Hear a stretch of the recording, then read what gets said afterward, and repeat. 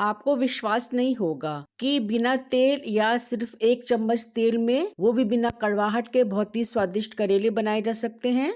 लेकिन ये बात बिल्कुल सच है। और इन करेलों को बनाने में हम जो इनका छिलका निकालेंगे वो भी बिल्कुल वेस्ट नहीं होगा। और ये करेले इतने स्वादिष्ट बनते हैं कि आपके घर में सब लोग इनको बहुत ही चाव के साथ खाएंगे। और इस रेसिपी की सबसे बड़ी बात ये है कि आप इन करेलों को 1 महीने तक रखकर आराम से खा सकते हैं। ये बिल्कुल भी खराब नहीं होंगे। तो इसके लिए हम लेंगे 1 किलो करेले। आप इस साइज के करेले भी ले सकते हैं और इस तरह के थोड़े से बड़े साइज के भी। तो मैंने दोनों साइज को मिक्स करके ये करेले लिए हैं। थोड़े से करेले तो मैंने पहले ही छील लिए हैं, बट ये 2-4 करेले छीलकर मैं आपको दिखाती हूँ कि इनको किस तरह से छीलना है। और करेलों को छीलने में जो छिलका निकला था उसको भी मैंने देखिए ऐसे अलग कर लिया है, क्योंकि मैंने जैसा आपको बताया कि इस रेसिपी को बनाने में इस सब्जी का कोई भी पार्ट वेस्ट नहीं होगा।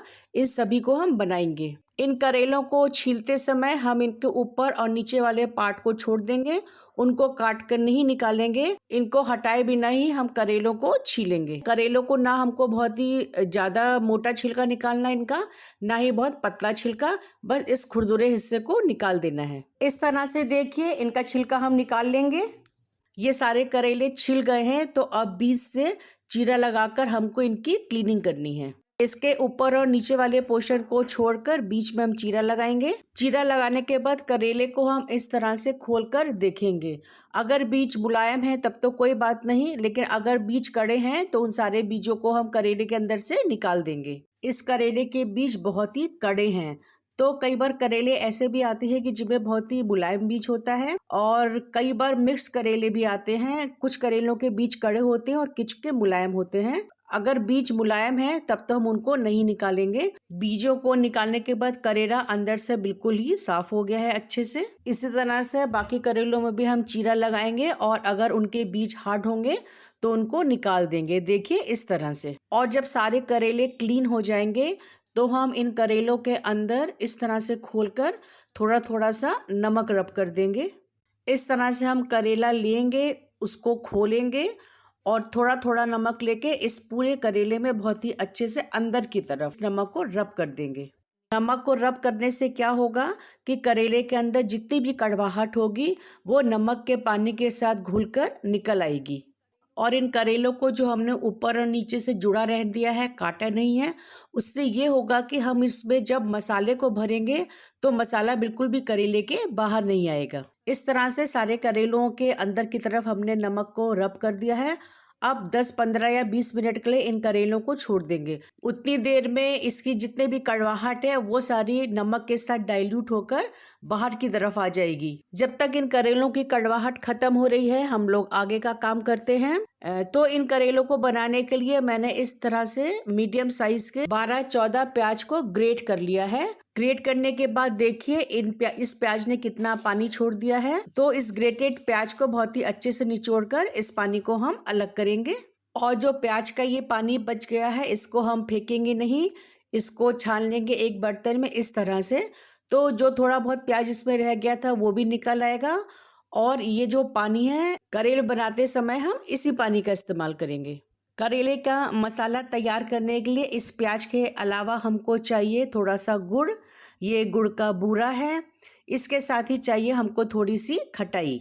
और ये मैंने 2 चम्मच खाने वाली मोटी सौंफ, 2 चम्मच धनिया और 1/4 चम्मच मेथी दाने को भूनकर पीस लिया है और ये मसाला तैयार किया है। तो इस ग्रेटेड प्याज में मैं डालूंगी पहले थोड़ा सा नमक, फिर 4 चम्मच गुड़, आधा चम्मच के करीब खटाई, और ये जो मसाला मैंने तैयार किया था इसको भी 3-4 चम्मच भर के डालेंगे। इन सभी मसालों को प्याज के साथ अच्छे से मिक्स कर लेंगे और फिर थोड़ा सा टेस्ट कर लेंगे। और फिर अपने टेस्ट के अकॉर्डिंग आप इसमें जिस भी इंग्रेडिएंट को ऐड करना चाहें उसको ऐड कर लीजिए। और अगर आप लोग मिर्चा भी पसंद करते हैं तो इसमें आप पिसी हुई लाल मिर्चा या फिर जो हरी मिर्चा होती है उसको बहुत ही फाइनली चॉप करके भी इसमें डाल सकते हैं। अगर आप मिर्चा खाने के शौकीन हैं तो इस तरह के भरवा करेले हरी मिर्चा के साथ आपको बहुत ही स्वादिष्ट लगेंगे। मसाला तैयार करने के बाद इस तरह के बाउल में हम साफ पानी लेंगे। जब मैंने इनको काटा था तो ये अंदर से कितने सूखे थे और इस समय देखिए ये अंदर से कितने गीले हो गए हैं। पता नहीं कैमरे में ये दिख रहा होगा कि नहीं दिख रहा होगा। अच्छा देखिए, मैं इस तरह से पानी निचोड़ रही हूँ तो ये मेरे हाथ पर पानी गिर रहा है। तो एक्चुअली ये करेले की सारी कड़वाहट है जो नमक के साथ घुलकर बाहर आ गई है। तो अब ये जितने भी करेले हैं इनको अंदर की तरफ से हम साफ कर लेंगे पानी से धोकर, जिससे कि नमक और जो इसकी कड़वाहट है वो सारी हट जाए। और इन करेलों को धोने के बाद इस तरह से एक छलनी लेंगे और सारे करेलों को उल्टा करके इसमें रख देंगे, जिससे कि इसमें जो भी बचा खुचा एक्स्ट्रा पानी है वो भी निकल जाए। फिर इस छलनी को इस तरह के एक बड़े बाउल के ऊपर रख दिया था, तो देखिए इस तरह से थोड़ा सा पानी जो बचा खुचा था वो भी निकल कर इस बाउल में आ गया है। इनको एक तरफ साइड में रख देते हैं और जब तक हमारे जो छिलके निकले हैं करेले के उनको हम लेकर इस तरह से एक फ्लैट पैन में फैला लेंगे और जो हमने प्याज के साथ सारा मसाला तैयार किया है वो थोड़ा सा मसाला भी इन छिलकों में मिक्स कर देंगे, क्योंकि आज हमें इस सब्जी का कोई भी पार्ट को बर्बाद नहीं करना है, पूरी की पूरी सब्जी हमें इस्तेमाल करनी है। छिलके तैयार हो गए हैं तो इन करेलों में भी हम इस तैयार मसाले को भर लेते हैं। करेले को खोलकर इस सारे मसाले को इसके अंदर बहुत अच्छे से दबा दबा कर फिल कर देंगे और बस अभी थोड़ी देर में आपको पता चल जाएगा कि एक बूंद तेल का इस्तेमाल किए बिना भी आप इन करेलों को कैसे बहुत स्वादिष्ट बना सकते हैं। तो इस तरह से देखिए मैंने सारे करेले भर लिए हैं, तो अब हम इनको बनाने की तरफ चलते हैं। करेला बनाने के लिए मैं इस तरह का एक कुकर लूंगी। कुकर के पूरे बेस पे इन छिलकों को बहुत अच्छे से फैला देंगे, दबा दबा के पूरे बेस में सेट कर देंगे और फिर इन छिलकों के ऊपर इन करेलों को हम अच्छे से रख देंगे। यकीन मानिए आपने इस तरह के करेले पहले कभी भी नहीं बनाए होंगे जिसमें एक भी बूंद तेल का इस्तेमाल नहीं हुआ है। वैसे तो इस बात पर यकीन करना थोड़ा मुश्किल ही है कि कोई भी सब्जी और वो भी करेले की सब्जी एक बूंद तेल को इस्तेमाल किए बिना ही बन सकती है, लेकिन एग्जाम्पल आपके सामने ही है। और ये जो प्याज का पानी हमने अलग किया था उसमें से लगभग एक छोटा चमचा पानी हम इन करेलों में डाल देंगे और बस 2 विसिल आने तक इन करेलों को पकाएंगे। स्टीम रिलीज हो गई है तो कुकर को हम लोग खोलते हैं। करेलों की और इन मसालों की बहुत ही अच्छी खुशबू आ रही है और आप ये देखिए कि हमने जो मसाला भरा था करेलों में वो बिल्कुल भी इनसे बाहर नहीं निकला है।